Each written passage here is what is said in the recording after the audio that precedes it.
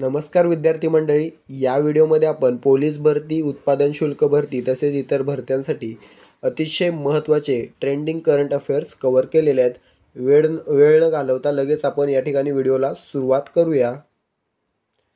बघा, पहिला प्रश्न बघा या ठिकाणी, अंडर 19 आशिया कप 2023 कोणत्या संघाने जिंकला? तर मित्रांनो, नुकतंच अंडर 19 आशिया कप पार पडलेला आहे, तो कोणत्या संघाने जिंकला? श्रीलंका, बांगलादेश, UAE, भारत? तर मित्रांनो, अंडर 19 आशिया कप 2023 हा बांगलादेश या देशाने जिंकलेला आहे। पर्याय क्रमांक बी, बांगलादेश या ठिकाणी आपलं योग्य उत्तर असणार आहे। मित्रांनो, अंडर 19 आशिया कप आणि आशिया कप दोन्ही वेगवेगळे प्रश्न आहेत। आशिया कप 2023 विचारलं तर आपलं उत्तर भारत असणार आहे आणि अंडर 19 आशिया कप 2023 विचारलं तर आपलं उत्तर बांगलादेश असणार आहे। मित्रांनो, बांगलादेशने कोणाला हरवलेलं आहे? तर UAE या संघाला हरवलेला आहे, म्हणून उपविजेता संघ कोणता आहे?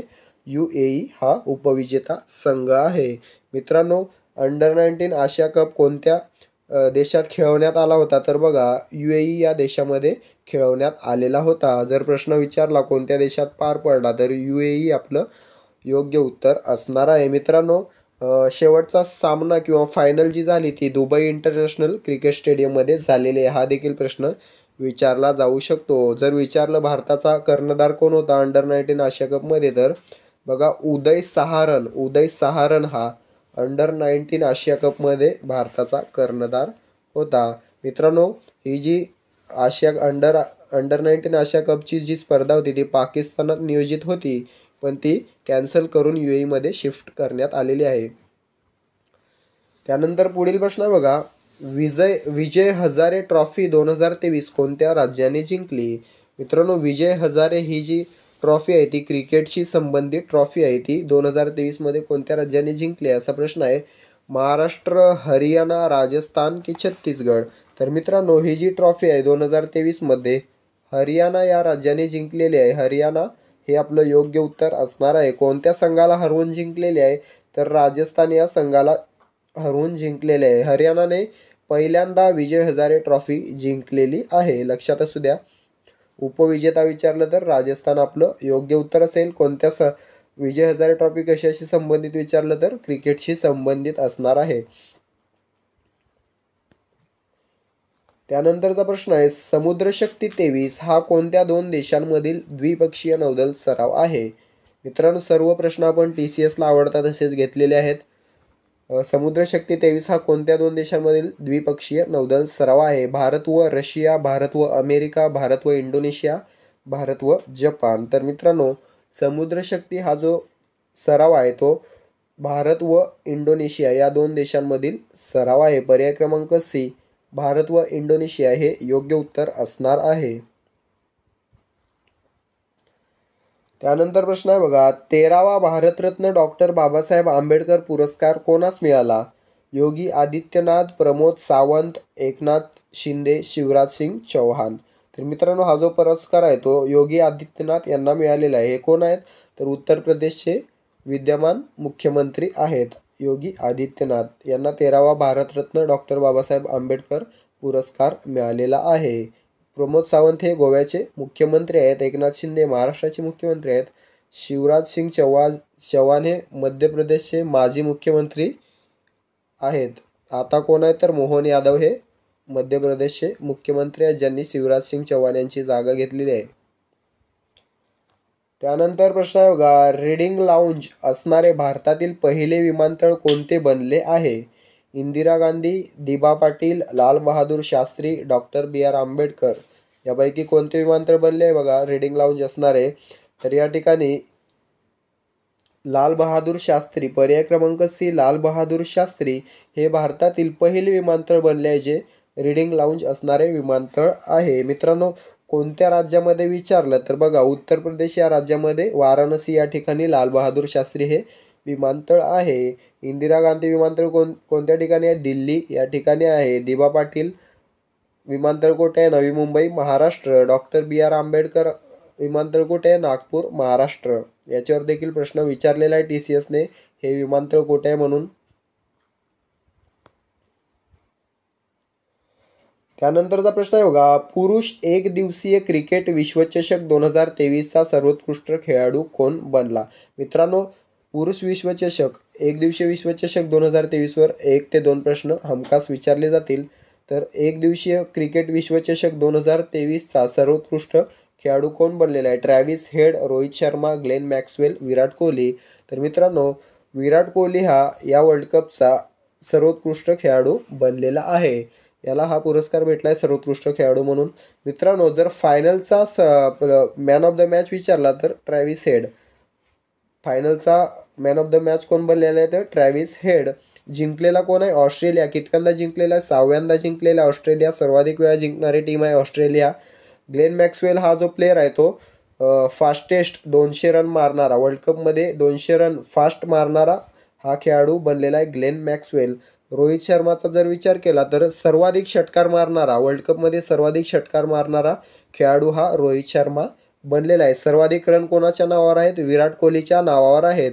सर्वाधिक विकेट कोणाच्या नावावर आहेत? मोहम्मद शमी. भारताच्या मोहम्मद शमीच्या नावावर सर्वाधिक विकेट आहेत. सर्वाधिक स्कोर कोणत्या टीमचा आहे? तर साऊथ आफ्रिका या टीमचा सर्वाधिक स्कोर आहे वर्ल्ड कपमध्ये. लक्षात असू द्या, कोणत्याही पॉईंटवर प्रश्न विचारला जाऊ शकतो. फायनल कोणत्या मैदानात झाली? नरेंद्र मोदी स्टेडियम, गुजरातमध्ये झालेली आहे. अशा प्रकारे काही महत्त्वाचे प्रश्न आपण कव्हर केलेले. मित्रांनो, जर ऑस्ट्रेलियाचा कॅप्टन विचारला तर बघा, पॅट कमिन्स हा ऑस्ट्रेलियाचा कॅप्टन होता या वर्ल्ड कपमध्ये. त्यानंतर प्रश्न आहे बघा, महाराष्ट्रातील महानगरपालिकेबाबतीत चुकीचा पर्याय निवडा.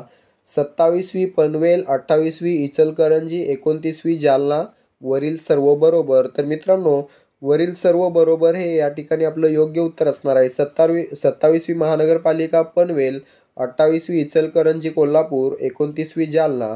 अशा प्रकारे हे सर्व पर्याय बरोबर आहेत. त्यानंतरचा पर्याय बघा, मियामी ग्रँड प्रिक्स 2023 विजेता कोण बनला आहे? Max Verstappen, Aston Martin, Sergio Perez, Charles Leclerc. तर मित्रांनो, मियामी ग्रँड प्रिक्स 2023 विजेता हा मॅक्स वर्स्टेपन बनलेला आहे. पर्याय क्रमांक ए, मॅक्स वर्स्टेपन योग्य उत्तर असणार आहे. मित्रांनो, ग्रँड प्रिक्स कशाशी संबंध आहे? तर फॉर्म्युला 1 रेसिंगशी संबंधित ग्रँड प्रिक्स असते. तर ग्रँड प्रिक्स म्हणजे फॉर्म्युला 1 रेसिंग विजेता असा प्रश्न आहे. तो जरी असा फिरवून जरी विचारला तरी आपलं उत्तर मॅक्स वर्स्टेपेन असणार आहे. त्यानंतरचा प्रश्न आहे बघा, हरे कृष्ण हेरिटेज टॉवर कोणत्या राज्यात बनवले जात आहे? झारखंड, तेलंगणा, उत्तर प्रदेश, महाराष्ट्र. तर मित्रांनो, हरे कृष्ण हेरिटेज टॉवर हे तेलंगणा या राज्यामध्ये बनवले जात आहे. पर्याय क्रमांक बी, तेलंगणा आपलं योग्य उत्तर असणार आहे.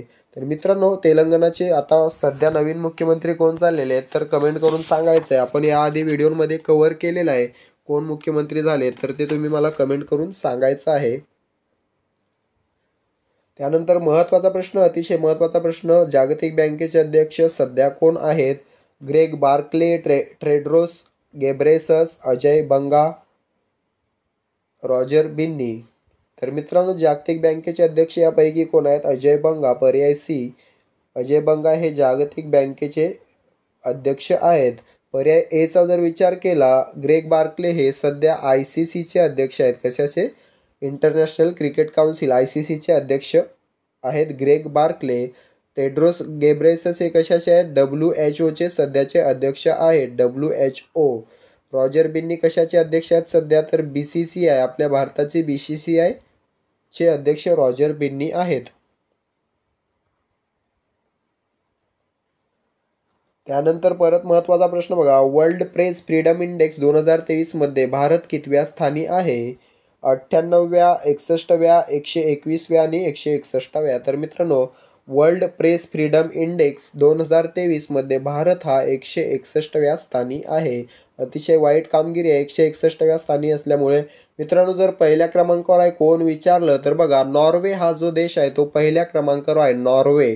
दुसऱ्या क्रमांकावर कोण विचारलं तर बघा, आयर्लंड हा जो देश आहे तो दुसऱ्या क्रमांकावर आहे. आणि तिसऱ्या क्रमांकावर कोणता आहे तर डेन्मार्क. नॉर्वे, आयर्लंड, डेन्मार्क असे टॉप 3 देश आहेत. मित्रांनो, या टॉप 3 वर देखील प्रश्न विचारला जाऊ शकतो. आपला भारत 161व्या स्थानी आहे. त्यानंतरचा प्रश्न आहे अझरबैजान ग्रँड प्रिक्स 2023 कोणी जिंकली? मागे आपण कोणती पाहिलेली आहे बघा, तर मियामी, आणि इथे कोणती आहे? अझरबैजान.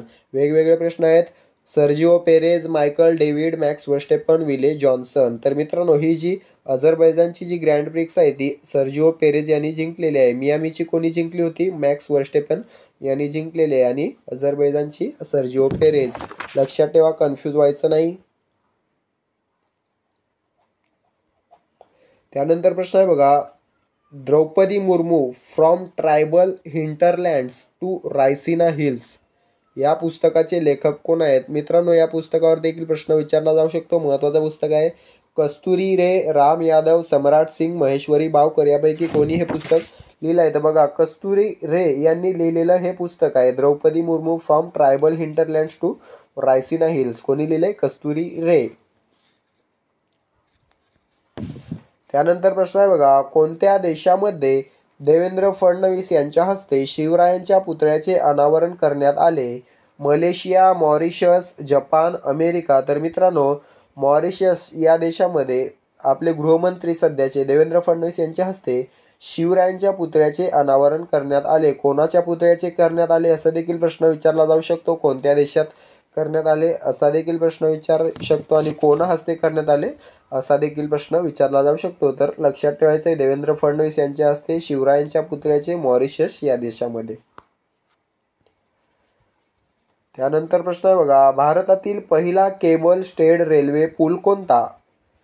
टाइम लॅब, अंजीखड्डा, उधमपूर यापैकी कोणता आहे? तर बघा, अंजीखड्डा. मित्रांनो, यालाच अंजीखद असं देखील म्हटलं जातं. अंजीखड्डा किंवा अंजीखद हा जो पूल आहे तो भारतातील पहिला केबल स्टेड रेल्वे पूल म्हणून नावास आलेला आहे. मित्रांनो, पहिली जी काय गोष्ट असते ती नेहमी परीक्षांमध्ये विचारली जाते, म्हणून हे देखील महत्त्वाचं आहे. कोणत्या ठिकाणी? जम्मू काश्मीर या ठिकाणी या पुलाचे उद्घाटन करण्यात आलेले आहे. त्यानंतरचा प्रश्न आहे बघा, हिरो सुपर कप 2023चा विजेता संघ कोणता आहे? Odisha FC, Bengaluru FC, Mumbai FC, Pune FC. तर मित्रांनो, हिरो सुपर कप 2023चा विजेता संघ आहे ओडिशा FC. ओडिशा FCने हा सुपर कप जिंकलेला आहे. मित्रांनो, उपविजेता संघ कोणता आहे मला कमेंट करून सांगा, जेणेकरून तुमचा अभ्यास किती आहे आपल्याला कळून जाईल. व्हिडिओ कसा वाटला कमेंट करून सांगा. व्हिडिओला जास्तीत जास्त लाईक आणि जास्तीत जास्त शेअर करा. चॅनलला सबस्क्राईब करून घ्या. आपण डेली अतिशय महत्त्वाचे प्रश्न या ठिकाणी कव्हर करत असतो. तर भेटूया पुढील व्हिडिओमध्ये. तोपर्यंत तुमचा अभ्यास चालू राहू द्या. धन्यवाद.